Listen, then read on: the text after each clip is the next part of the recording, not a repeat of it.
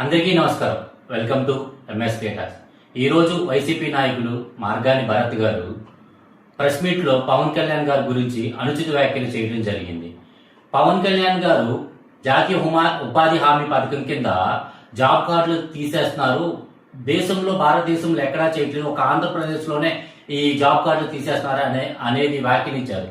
Sir Bharat గారు, ఉపాధి హామీ కార్డులు అనేది ఎక్కడ ఎందుకు తీసేస్తున్నారంటే సుమారు 18 లక్షల కార్డులు పైగా ఉన్నాయి సార్. అందుట్లో ఉన్న వారికి డబుల్ ఉన్నాయి, అలాగే డూప్లికేట్ ఉన్నాయి.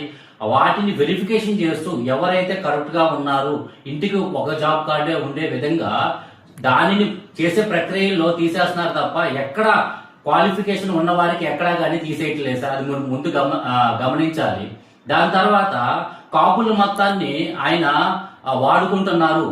రాబో 15 సంవత్సరాలు అంటే ఆయనకి 70 సంవత్సరాలు వచ్చేంత వరకు కూడా కూటమి ప్రభుత్వంతో ఉంటారు, సీఎం అవ్వలేరు అని వ్యాఖ్యానిస్తున్నారు. సార్, కూటమి ప్రభుత్వం 15 సంవత్సరాలు ఉండాలి అని కోరుకుంటున్నారు తప్ప, అంతేగాని పవన్ కళ్యాణ్ గారు ఈ 15 సంవత్సరాల్లో ఎక్కడా సీఎం అవ్వలేదు, నేను సీఎం అవను, చంద్రబాబు నాయుడు గారి సీఎం అవ్వాలని ఎక్కడా చెప్పలేదు సార్. మీరు అది ముందు గుర్తుంచుకోవాలి. ఏదైనా కూటమి అనేది వాళ్ళ అంతర్గత చర్య సార్, దానికి మీరు అనుచిత వ్యాఖ్యలు చేయాల్సిన అంత అవసరం లేదు.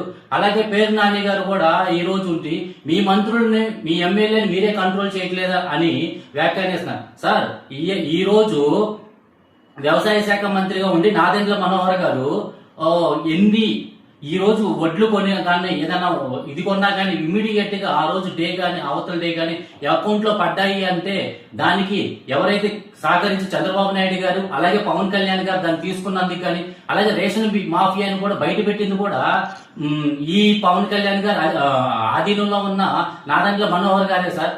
అలాగే ఆయనకున్న ఏదైతే 21 ఎమ్మెల్యేలు కూడా ఈ రోజు వాళ్ళ నియోజకవర్గ స్థాయిలో అత్యంత అద్భుతంగా పనిచేస్తున్నారు, ప్రజా సమస్యల మీద గలవెత్తుతున్నారు అంటే అది పవన్ కళ్యాణ్ గారు సూచించిన నియమావళే సార్. మీరు అది గమనించాలి. ఈ రోజు పవన్ కళ్యాణ్ గారి మీద మీరు ఇంత వ్యాఖ్యలిస్తున్నారు కదా, అసలు మీ చిత్తశుద్ధి ఏంటో ఒకసారి మీరు చెప్పండి సార్. మీరు గడిచిన 5 సంవత్సరాల్లో మీరు ఏం చేశారో చెప్పండి, వాటి మీద ప్రెస్ మీట్ పెట్టండి. అంతేగాని పవన్ కళ్యాణ్ గారి గురించి తన సొంత డబ్బులు వెచ్చిస్తూ ఈ రోజు ప్రజల్లోకి అనేక రకాల కార్యక్రమాలు తీసుకెళ్తూ అంత అద్భుతంగా పరిపాలన చేస్తూ అతని మీద ఆ వ్యాఖ్యలు చేయడం అనేది అవాస్తవం సార్. ఇకనైనా ఆ అనుచిత వ్యాఖ్యలు మానుకుంటారని మనస్ఫూర్తిగా కోరుకుంటూ జై హింద్, జై భారత్.